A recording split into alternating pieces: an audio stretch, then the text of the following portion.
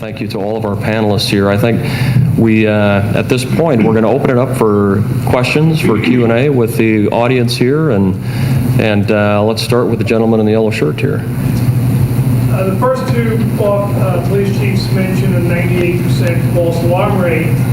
The chief from Los Angeles said that of the 16 alarms, 4 of the wrong jurisdiction, 12 were standard alarms, and some of those were video alarms. Have you quantified a false alarm rate on the video verified alarms versus the non-video verified alarms, or is there a higher rate of success in apprehensions and captures, or just a reliability of the video alarm, or has it not been proven to be effective? I mean, I can, Chief Dye over Chief Dye in Grand Prairie, when he implemented this priority response program, experienced about a 56% drop in false alarms using the video verified product. That was the last figure I got from him. Again, it's not implemented across the whole Metroplex, so we're just talking about one city. So it's that was his experience. So immediately, and that wasn't one of the things we were pushing, was eliminating false alarms. It was mainly catching the bad guys, but that's a side benefit, is the reduction of the false alarms. You know, law enforcement kind of, whether it's because of financial or kind of show me, that it kind of is like a wave that works its way across a pool. And video alarm response is pretty much very similar to that. But in my jurisdiction, I know there's not a lot of agencies that have really heard of that in central Iowa right now, but it is a technology that's out there and that's growing. But to me, as a sheriff in Story County, common sense for my deputies, when they respond, and if they respond to an alarm that in the past month they may have been there already 3 or 4 times and it was human error or something of that nature, they're going to swing into that general mode when they respond. Well, it's another false alarm, I'll just take my time getting there. But if they have something that comes across on our mobile computers in our squad cars that they can show there's somebody there and they can see it, or dispatch can verify there is somebody there and it's an active alarm, I tell you, the response is going to be much quicker and much more crisp when the officers get there. And that's going to make it safer for them, and it's going to make it safer for the public and enhance our chance to catch the bad guys. So in Los Angeles County, again, the Sheriff's Department's jurisdiction, I would just say that unfortunately we've had a very small percentage of video verified alarms, all of which we responded to in a priority response. Some of which we never received the video because we don't necessarily wait until that video arrives. We act upon your belief that you saw something. And we're working with the alarm associations, and we've made presentations with the alarm associations in Los Angeles County a couple times to try and improve some of the issues with alarms. We have not quantified those that are false alarms, but I can tell you that we have had more successes with video verified than we have had with problems. One example that comes to mind is a silent burglar alarm. The deputies get there and there's no evidence of a burglary whatsoever, although we're told that it's video verified. So they requested a helicopter to do a roof check, which sometimes we have a helicopter, sometimes we don't. Sometimes we request a helicopter, sometimes we don't. But because of the video verified, they requested the helicopter, and sure enough, there was a point of entry on the roof, and we were able to apprehend the suspects. So more often than not, with the small percentage that we're getting from video verified, we're having successes. Okay, great question. Let's go to the front row here. Do you see a time in the foreseeable future that police departments, sheriff's offices, etc., will, in effect, almost require for dispatch video verification? So I'm just going to repeat the question. That's been the bugaboo for most alarm companies. That's going to happen, and that has us concerned about that. But most of our customers are not willing to spend that extra money. So just to restate the question was, do you foresee a time when law enforcement will require a video verified or a verified alarm before they'll respond? This is something I think is going to continue to evolve, and if you have a better mousetrap, more people are going to want to use it. But here again, I cannot picture, especially in a small rural area, where we would not respond to an alarm if it was not verified. We will always respond. But again, the way we respond and the legitimacy of responding will, if it's video verified, it's just a no-brainer. I think I alluded to it earlier with our former chief when he implemented that policy that he wasn't going to respond to business alarms unless they were verified. The business community totally just erupted. Chief Dye, the chief of Grand Prairie, on this priority response says, we will, just like the sheriff said, we will respond to your alarms. It's just the way we treat them. That's going to be the difference. So as I said earlier, we police 44 different contract cities in Los Angeles County. Each one of those contract cities has their own city ordinances and policies and procedures and laws regarding alarms. And generally, a lot of the cities manage their own alarm situations with regards to how many you have, whether they're false or not. But as a law enforcement agency and in working with those 44 cities, I don't think it would be wise to mandate that you have to respond. You can only respond to a video verified alarm. I think that would be the wrong procedure. Okay. Steve? Thank you. So I appreciate you gentlemen giving us your perspective. You all mentioned video, business or certificates was mentioned. I'd appreciate any perspective on how this might also play into residential and how a dialogue about video cameras in homes might occur. Might be, appreciate your perspective on that. Well, my perspective is a video verified alarm can come from any place, residential or from business. And I would imagine that when you enter into some sort of agreement or contract with a homeowner, that would be an option made available to them if they have cameras installed in their home. If they want to give up their expectation of privacy, should some sort of alarm be activated at their home. I also think, with video, as I said earlier, with everything kind of evolving into one big network, I do believe that you're going to start seeing, when we get these calls from residents and from businesses, we want to look inside that business before we go knock on that door, or we want to look inside that house before we go knock on that door. So as we're responding to the silent robbery alarm in a bank, we'd like to see inside. As we're responding to a takeover home invasion robbery, we'd like to look inside that house. So as you've heard people say up here, it's evolving, and I think that anywhere that you can put a video verified or a video streaming type of solution in place in the future, we'd all accelerate our response to it. And that these are tactical responses to your questions, right? So, of course, we all believe that video verified is the way to go, but the data, there's no data, right, to really help us define what works and what doesn't work. We're talking here in the macro, right, in certain areas and what gets done in Texas and in LA and but I think you're able to get a better picture of what video verified alarms mean versus what your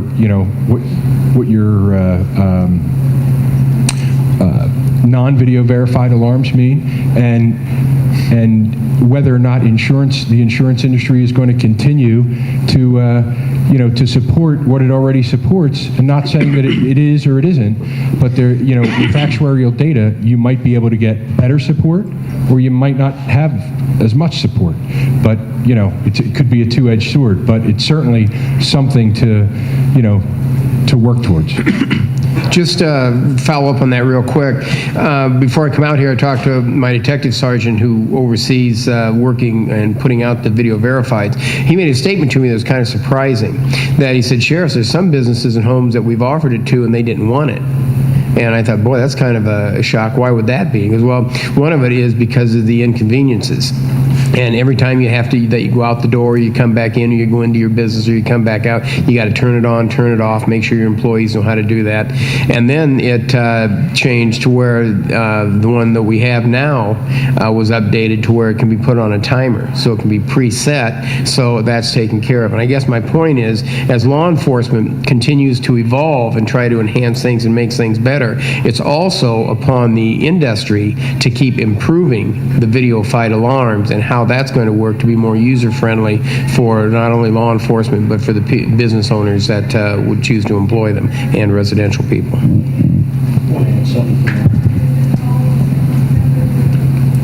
I'd also like to add that on the residential policies, many insurers, like my insurer, discounts my homeowner's policy because I have an alarm system. I have a legacy alarm system. It's an old one. It's been around a long time. I live in a community where if that alarm goes off, and God forbid, somebody breaks in there while I'm here, it's going to be treated as a priority 3 call. I live in a pretty small jurisdiction, so typically I know they're going to get there within 30 minutes. Now, in 30 minutes, a burglar can do a lot of damage to your prized possessions. So, to answer this question on a personal basis, if my alarm company were to offer this service to me for the peace of mind that this would bring, if I knew it would be a priority 1 call, I would pay the extra money for it. That's me personally. Just for the peace of mind that that call would be handled as a priority call. Is everyone going to be like me? No, they're not. But I think as the technology gets better, the price of the equipment gets better, because we all recognize that you folks are in business to make money. So you've got to do this in a smart way that you can remain competitive with everybody else in the room that's sitting around you, make a profit, sell a good product that law enforcement will embrace and has confidence in, and we'll all get the desired results. But, you know, insurance companies, believe it or not, a lot of them still think, and I won't mention who they are, but a lot of insurance companies are out there that think that when an alarm goes off at your residence, the police are going to come, lights and siren, as quick as they can. That's a big, big mistake. It's not happening. You all know that, but a lot of the consumers believe that that's the case.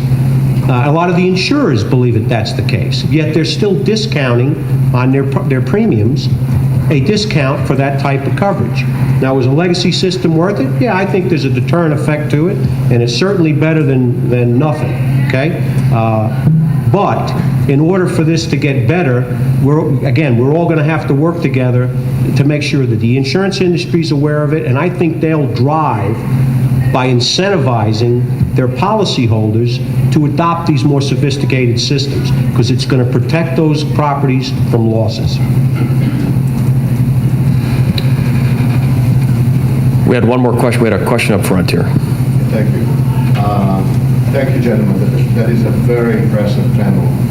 And being in the security field for so many years, I do appreciate the fact that the initiative is focused on video verification. And certainly, I am a big supporter. That's the way to go. But there's also several levels of video verification, and one of them is, would you allow me to take 60 seconds or less to show you a clip of video verification? I strongly believe that you gentlemen and the audience are going to be very impressed about the remote guarding of video verification. So we won't take time right now for a demonstration, but those that might be interested in that, we'll certainly make that opportunity available at the end of our session here. So appreciate you raising that opportunity. I think that's kind of really Yeah, I think for the panel and for the audience. I'd like to demonstrate my product. Sure. So let's take a question in the back, green shirt. Yeah. I just wanted to ask a question, if you could clarify that the standard you're talking about is the standard that you're going to use to say best practices to regulate the installation monitoring from that end. It's not a best practice standard you're going to apply on law enforcement, one. And the goal there being to keep the purity of the video at a higher level so we don't experience what I've seen with audio, which seems to, some studies I've read, still has an 80% false alarm dispatch rate, even with audio verification. So that's what I'm asking is in the sheriffs, when they were talking about it, they seem to allude that it's a standard maybe that they want to put on law enforcement as how to do it as a best practice, or is it just going to be the industry looking at itself and self-volunteering to adopt this practice to keep it a clean and pure process?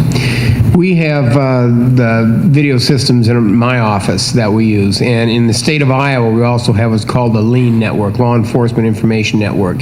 All throughout the state, officers belong to it, and that's so we can share equipment, ideas, information, and they also have the equipment. So I know it's being used out there, but this is something that has to become a public and private partnership, because we have people asking for the equipment when we have burglaries or we have a rash of thefts. They're deployed at that time and all throughout the state. But if we rely on one entity to make the advances and to evolve without the other side evolving, it's not going to work. It's got to remain that partnership that where we work together and the technology is improved, and we will improve our practices on how we utilize and deploy those technologies. Okay. I think we're going to take one more question. Stan, if you... This is kind of directed to law enforcement. Sure. The terminology, video verified, I'm curious as to, it seems to imply that the industry is maybe screening the video, recognizing 85% of false alarms are user errors. The video could be an employee, could be just somebody that walked into a camera, or depending on where it's placed. Are you assuming that the industry is going to screen that video and make it look like it? Does it have to be crime in progress? Do we have to see something, or are you saying there's no, or is that an area we need to work on as far as standards? I think that's part of the best practices and standards that we kind of anticipate you'll work together to determine or to identify. But I can just tell you from the Los Angeles standpoint, the Sheriff's Department standpoint, that with regards to robbery alarms, burglary alarms, panic alarms, those kinds of alarms, if you tell us that there's a video verified person there and our experience has been that you typically call the first contact and you verify whether that person should be on that camera or not. And generally, if that's an owner coming in his own facility and something happened, we never get that call. But we expect that when you call us, you will have gone through that process and validated that this person should not be on that camera at that location doing whatever it is he's doing, and then we'll do the priority response. But we do expect that that's something that all of you can come up with a best practice or a standard that can help us. I would assume there's been more than one owner or employee that's been put on the ground at gunpoint by law enforcement before because they're the wrong person. But to know that we have somebody there in the business will get the chain of events rolling for law enforcement to begin to respond. But we've had so many of these alarms that come in that are false alarms. How often and how many times do you get a call from the person saying, oh, I shut the door and the alarm went off? Or, I mean, it's the owner calling in and selling you as a false alarm, so that can help mitigate it. But we're still going to check it out. All right, we're going to, in the interest of time, we're going to wrap up our first panel discussion here. I think it's been constructive dialogue, excellent questions at the end, and if you would, just join me in thanking the panelists for their comments.